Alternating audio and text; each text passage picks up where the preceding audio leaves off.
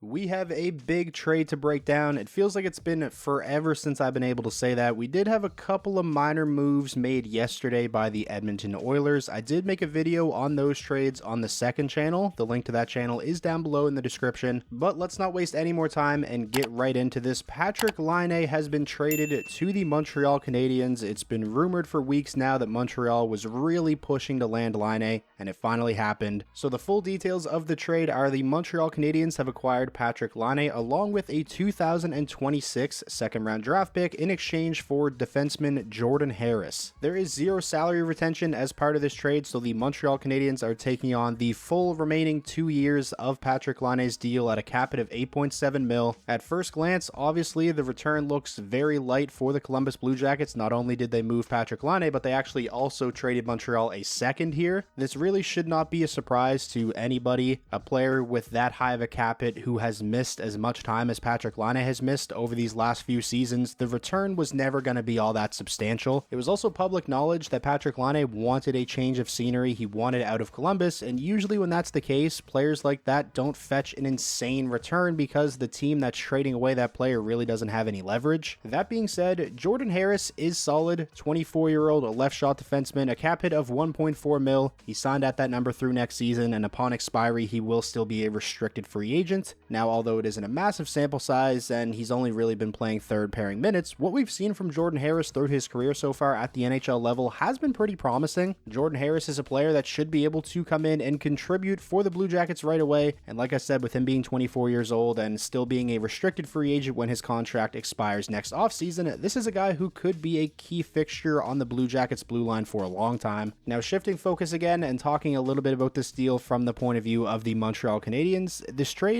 definitely does not come without any risk, but for a team in the position that the Montreal Canadiens are in right now, I think this is a risk well worth taking. The Montreal Canadiens roster is too good to be in the very basement of the NHL and be in contention for first overall draft picks anymore. This is a team that's looking to take the next step, and Patrik Laine is definitely a guy that can help them do that. Prior to this past season, his 2 years before that, 2022-23 and 2021-22, despite only playing 55 or so games in each of those seasons, he was right around a point per game. Patrik Laine is a dynamic offensive winger who is one of the best natural pound-for-pound goal scorers in the NHL. He fits the theme of what the Montreal Canadiens have been doing over the last few seasons, trading for NHL players who are still relatively young but already established at the NHL level that can come in and help contribute right away, but also be a key piece for them moving forward. We saw them do that with guys like Kirby Dach, Alex Newhook, and now Patrik Laine. In my opinion, he fits the Montreal Canadiens timeline perfectly. They have a really strong core of young NHLers. You got guys like Laine, Suzuki, Caulfield, Slavkovsky, Caden Gooley, all players who are 26 years old or younger. Forgot to mention Kirby Dach and Alex Newhook as well, and those are just guys that are already on the NHL roster. That's not even including Montreal's top prospects.